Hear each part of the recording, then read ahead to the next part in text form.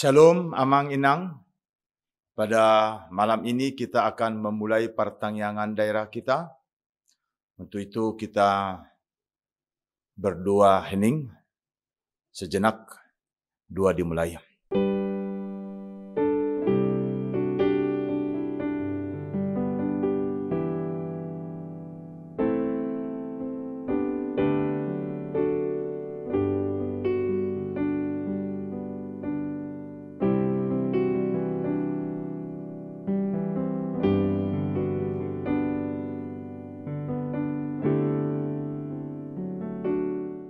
Amin. Kita puji Tuhan lewat buku Endi nomor 754 ayat 1 dan 3.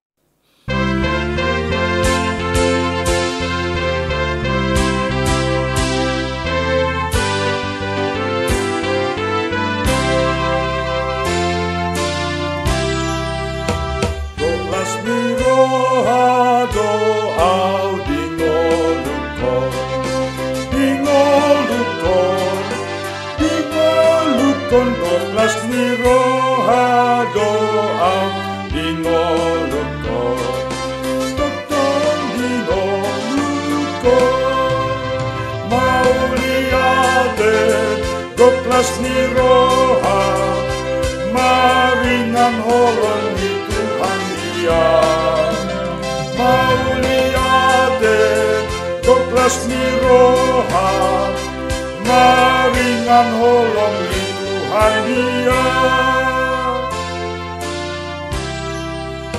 Gokdo holong ni Jesus dingolukon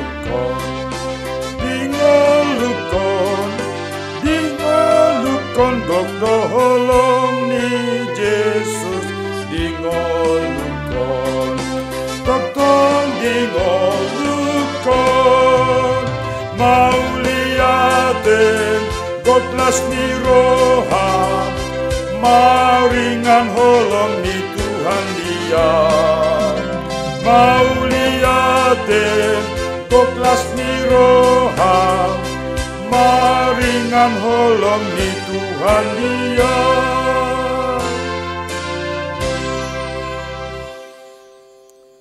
Di dalam nama Allah Bapa dan nama anaknya Tuhan Yesus Kristus dan nama Roh Kudus yang menciptakan langit dan bumi. Amin. Dunia ini sedang lenyap dengan keinginannya, tetapi orang yang melakukan kehendak Allah tetap hidup selama-lamanya. Haleluya, kita berdoa. Ya Tuhan Allah yang Maha Kuasa, Bapa yang selama-lamanya, kasih sayang-Mu sajalah yang menyertai kami dari mulanya sampai sekarang ini, dan hanya karena kasih-Mu, Engkau memberikan kabar kesukaan bagi kami untuk kehidupan kami. Kasihanilah kami, bukalah hati kami dan berilah Roh Kudus, supaya kami mengerti pimpinan dan bimbingan-Mu yang agung itu. Tetapkanlah firman-Mu di dalam hati kami, supaya hati kami damai, senang, dan baharu oleh karena anak-Mu, Yesus Kristus Tuhan kami. Amin. Firman Tuhan epistel untuk kita pada pertanyaan malam ini yang tertulis dalam kitab Yeremia pasal 29 ayat 1 hingga ayat 7. Saya akan bacakan. Beginilah bunyi surat yang dikirim oleh Nabi Yeremia dari Yerusalem kepada tua-tua di antara orang buangan, kepada imam-imam, kepada nabi-nabi, dan kepada seluruh rakyat yang telah bangkit, yang telah diangkut ke dalam pembuangan oleh Nebukadnezar dari Yerusalem sampai ke Babel. Itu terjadi sesudah Raja Yeriko bersama Ibu Suri, pegawai-pegawai istana, pemuka-pemuka Yehuda dan Yerusalem, tukang dan pandai besi telah keluar dari Yerusalem.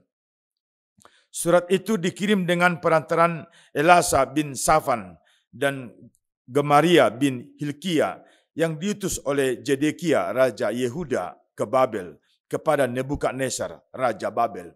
Bunyinya, beginilah firman Tuhan semesta alam, Allah Israel, kepada semua orang buangan yang diangkut ke dalam pembuangan dari Yerusalem ke Babel. Dirikanlah rumah untuk kamu diami. Buatlah kebun untuk kamu nikmati hasilnya. Ambillah istri untuk mempernakkan anak laki-laki dan perempuan. Ambilkanlah istri bagi anak-anakmu laki-laki, dan carikanlah suami bagi anakmu perempuan, supaya mereka melahirkan anak-anak dan perempuan, agar di sana kamu bertambah banyak dan jangan berkurang. Usahakanlah kesejahteraan kota kemana kamu aku buang, dan berdoalah untuk kota itu kepada Tuhan, sebab kesejahteraannya adalah kesejahteraanmu. Demikianlah firman Tuhan. Berbahagialah orang yang mendengar firman Allah serta melakukannya. Amin. Kita puji Tuhan lewat buku ND nomor 384 ayat 1.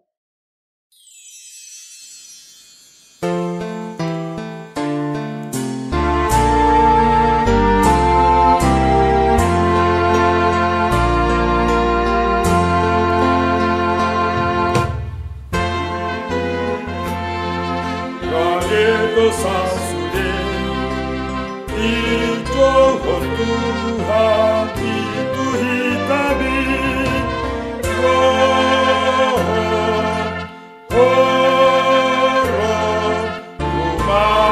imanami.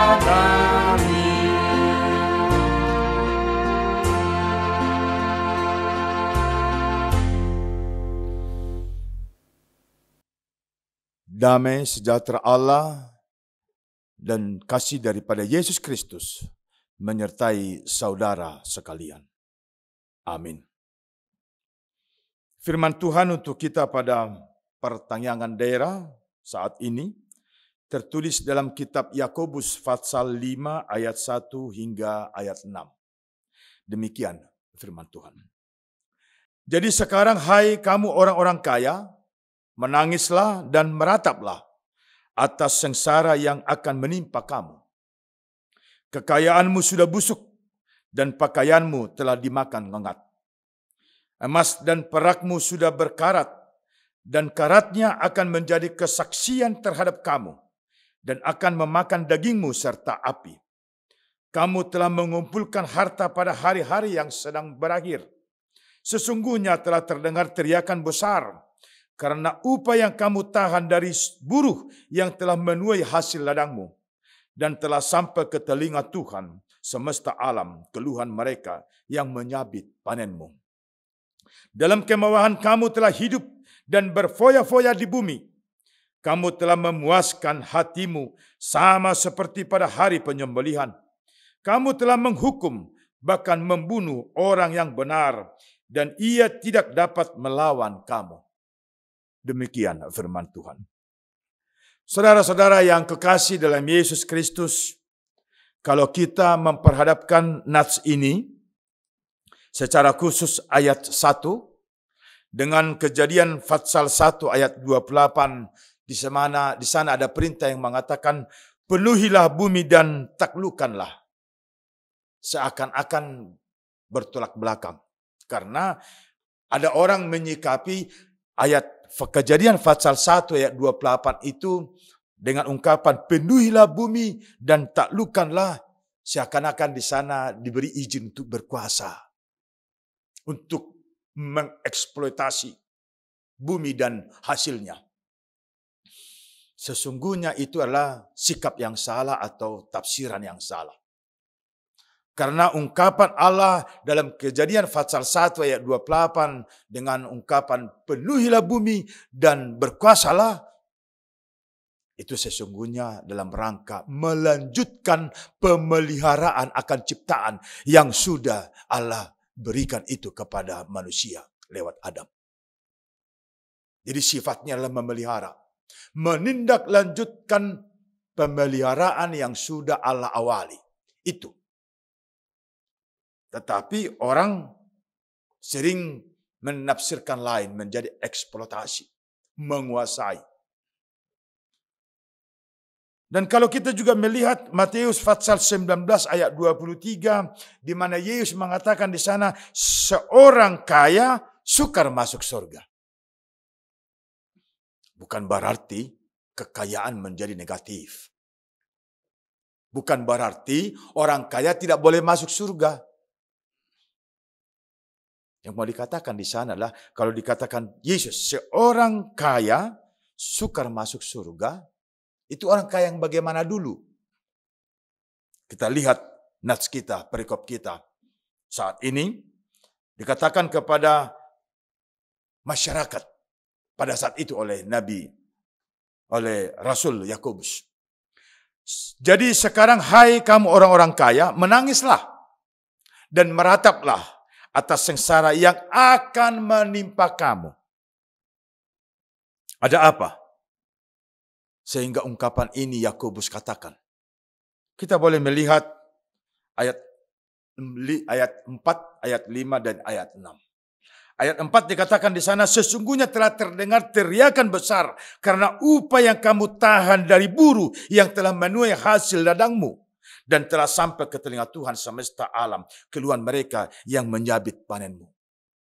Nah ini yang persoalan.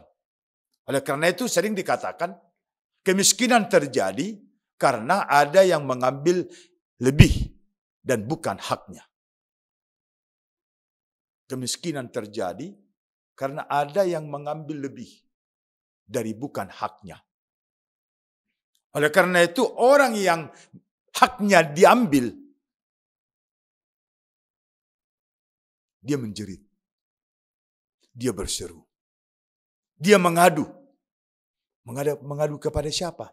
Kepada penguasa. Tidak ada. Tidak mungkin mereka mengadu kepada penguasa. Karena ada ungkapan Batak mengatakan, sababadu Tuhan. Maka kan sia-sia kalau si miskin yang benar itu melapor kepada penguasa. Dia akan melapor kepada yang dia imani, yang berkuasa atas bumi dan segala isinya. Jeritan orang miskin. Orang miskin tidak hanya orang miskin, tetapi orang miskin yang benar, yang sudah melakukan tugas dan tanggung jawabnya dengan benar, yang mempersembahkan hidupnya dalam pekerjaan yang dia lakukan, tetapi haknya diambil oleh tuannya.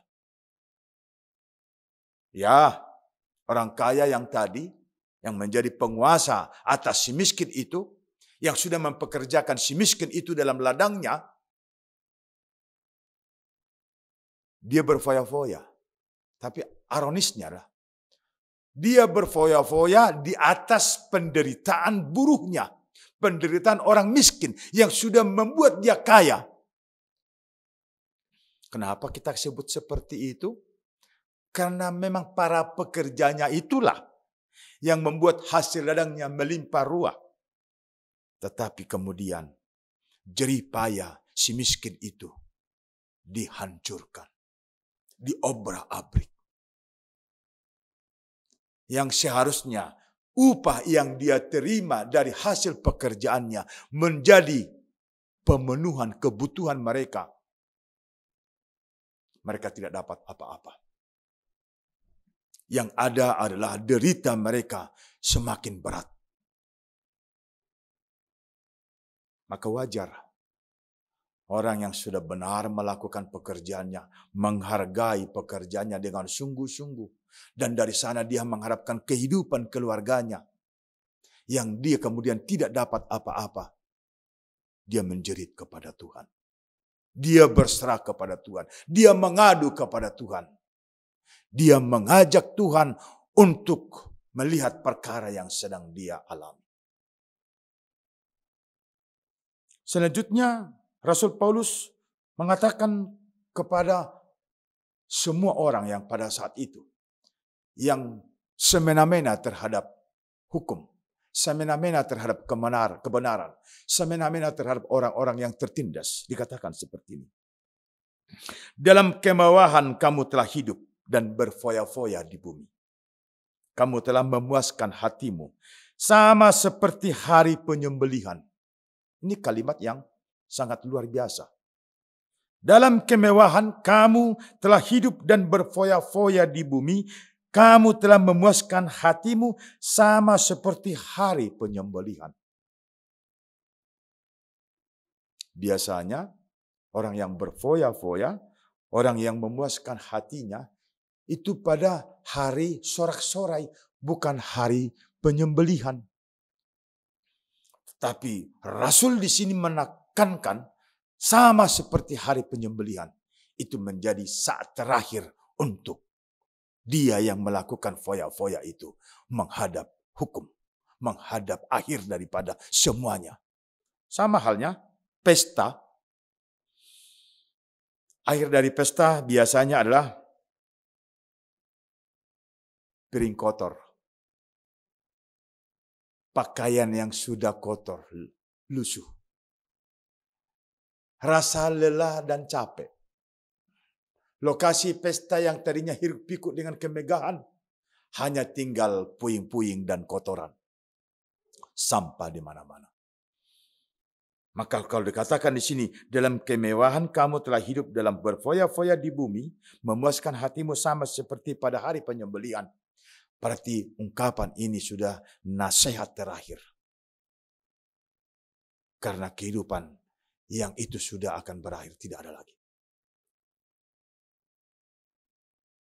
Lebih luar biasa lagi, Rasul Yakobus menekankan bahwa perlakuan penguasa atau si kaya itu kepada si miskin sama halnya dengan pembunuhan.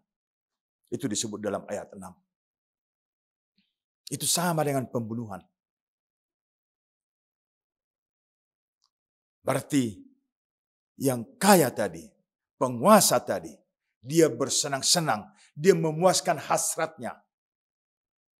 Tapi sekaligus dia melakukan pembunuhan kepada orang lain. Tidak hanya penganiayaan, dia membunuh. Mengambil nyawa daripada keluarga. Tidak hanya si pekerja yang bekerja di ladangnya. Tetapi hidup daripada keluarga si pekerja itu. Semua dia musnahkan. Oleh karena itu ayat 1 disebut seperti ini. Hai kamu orang-orang kaya, menangislah. Dan merataplah atas sengsara yang akan menimpa kamu. Jadi kembali kepada apa yang dia perbuat. Bukan semua orang kaya yang akan mengalami siksa. Karena banyak orang juga dia punya harta, dia punya kekayaan, dia punya kekuasaan, tetapi dia pakai itu untuk kemanusiaan. Maka bukan semua orang kaya. Tetapi orang kaya yang meremehkan nilai hidup. Penguasa yang mengkerdilkan nilai kehidupan. Kepada orang-orang seperti itu, Rasul memperingatkannya dengan tegas bahwa setiap orang akan panen dari apa yang dia lakukan. Akan mengambil hasil, buah apa yang dia lakukan itu. Itu yang akan terjadi padanya. Oleh karena itu orang Batak, pepatah atau kata-kata tua-tua itu sangat luar biasa mengingatkan kita. Molo marsiti jur tugijang madabu tua puan. Hati-hati dengan setiap pola tingkah laku. Apalagi mengena kepada orang lain. Kepada kehidupan orang lain. Hati-hati. Karena Tuhan sendiri, dia begitu menghargai nilai hidup dan kehidupan kita. Tuhan sangat menghargai kehidupan kita. Oleh karena itu, Tuhan menyelamatkan kita dari kematian, mengangkat kita kepada kehidupan yang baru. Dan itu yang dilakukan Tuhan Yesus. Tuhan Yesus telah mengawali kehidupan kita. Maka kita, siapapun kita yang ada di kulit bumi ini, apakah kita orang kategori orang miskin, orang hina, atau kita kategori orang kaya, penguasa, kita sama-sama diberikan anugerah kehidupan itu. Oksigen, matahari, hujan, semuanya cuma-cuma diberikan Tuhan kepada saya dan saudara. Kepada penguasa dan juga kepada yang miskin. Sama. Tidak ada berbeda. Kalau kita di kelompok orang yang senang, bersukacita, lengkap semua kebutuhan kita, bersukacitalah. Dan bersyukurlah kalau kita ada di golongan yang seperti tadi. Bahwa kehidupan kita berkecukupan. Oleh karena itu, pada saat kita berhubungan dengan orang-orang yang kategori hidupnya miskin, hina, hati-hati. Tuhan menciptakan saya, mereka, semua kita sama. Yaitu nafas kehidupan kita sama-sama dari Tuhan. Mereka yang hina juga menerima nafas kehidupan daripada Tuhan. Dan kita, kalau kita ada di golongan orang yang sukses, hati-hati juga. Karena sama dengan orang miskin itu, kita juga diciptakan Tuhan dari debu tanah. Tidak ada luar biasanya kita. Karena kita sama-sama diciptakan dari debu tanah. Selayaknya lah kita bersyukur kepada Tuhan yang memberikan nilai kemanusiaan kita lebih. Karena kecukupan yang Dia berikan kepada kita. Kita boleh menikmati hidup dengan lebih tenang. Oleh karena itu kita lebih layak bersukacita dan bersyukur kepadanya. Oleh karena itu hari ini sebelum waktunya tiba, Yakobus menekankan kita, bertobatlah. Karena pertobatan masih memungkinkan akan ada kebaharuan hidup. Bertobatlah. Lihatlah jalan kehidupan yang baru. Yang Tuhan sudah nyatakan. Karena dengan itu, kita masih mempunyai pengharapan. Tentang kehidupan di balik kehidupan yang ada sekarang. Ingatlah saudaraku.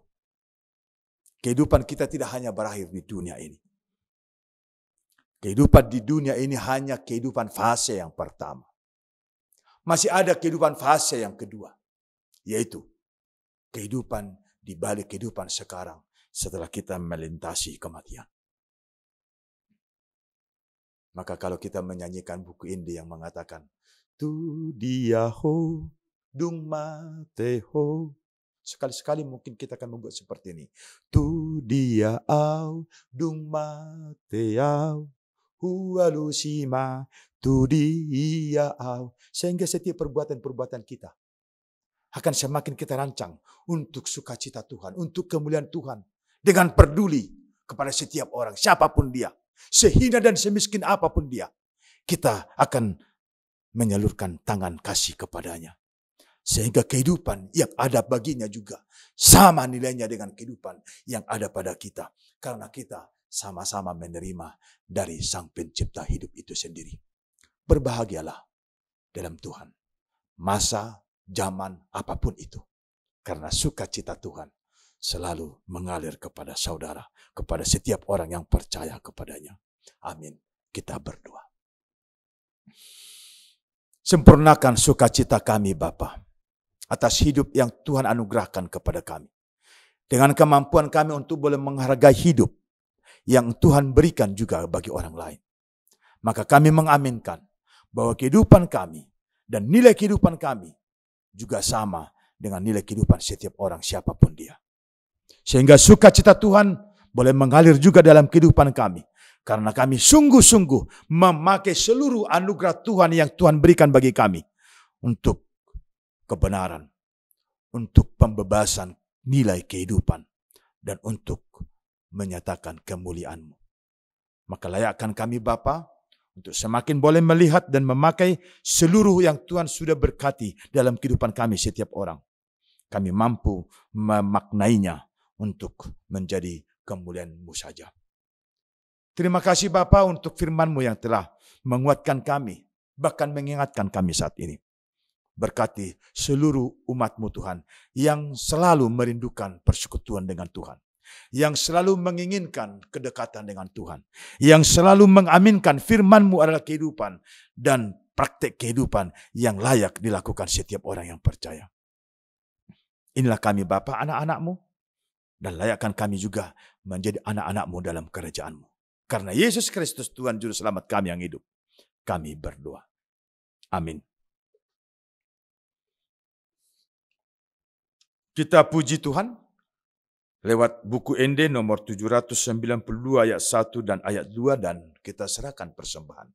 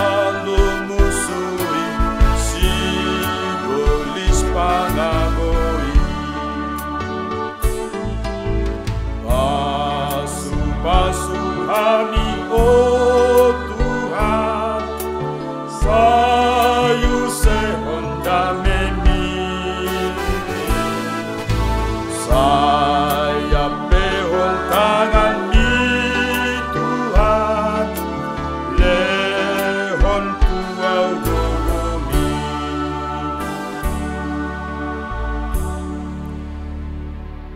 Marilah kita berdoa untuk menyerahkan persembahan kita kepada Tuhan. Ya Allah Bapa kami yang di surga, kami mengaku bahwa Tuhan adalah sumber dari segala karunia yang melimpah dalam kehidupan kami masing-masing. Sebahagian daripada karunia itu kami serahkan kembali sebagai persembahan kepada Tuhan. Terimalah dan berkatilah persembahan umat-Mu ini, agar dapat kami pergunakan untuk pekerjaan dan pelayanan kerajaan Tuhan di dunia ini. Bukalah hati kami untuk mengenal betapa banyak berkat dan karunia yang kami peroleh dari Tuhan, supaya kami senantiasa bersyukur kepadamu. Di dalam nama Yesus Kristus Tuhan kami. Amin. Kita bersama dalam doa Bapa kami. Bapa kami yang di surga, dikuduskanlah namamu, datanglah kerajaanmu, jadilah kehendak-Mu di bumi seperti di surga. Berikanlah kami pada hari ini makanan kami yang secukupnya, dan ampunilah kami akan kesalahan kami, seperti kami juga telah mengampuni orang yang bersalah kepada kami. Dan janganlah membawa kami ke dalam pencobaan, tetapi lepaskanlah kami daripada yang jahat, karena Engkau yang punya kerajaan dan kekuasaan dan kemuliaan sampai selama-lamanya. Amin. Kasih karunia Tuhan kita Yesus Kristus, anugerah Allah Bapa, dan persekutuan Roh Kudus menyertai saudara sekarang dan selama-lamanya. Amin.